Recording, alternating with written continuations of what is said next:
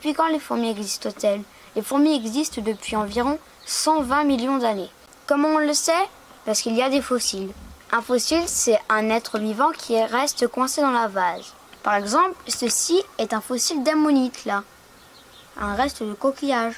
Durant des millions d'années, les minéraux de la mer contenus dans les sédiments vont remplacer les cellules de ces organismes morts. Il reste coincé.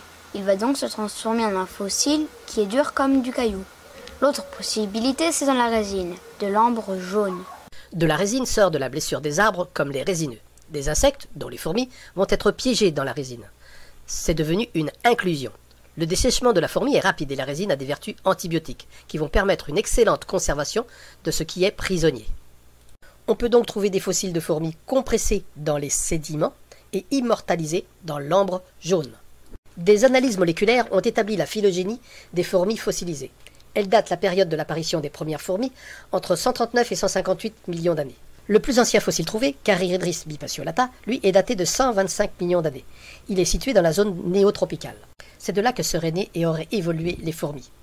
On compte à ce jour 790 espèces de fourmis fossilisées. Il reste à en trouver et à faire évoluer leurs connaissances. Surprenant, non?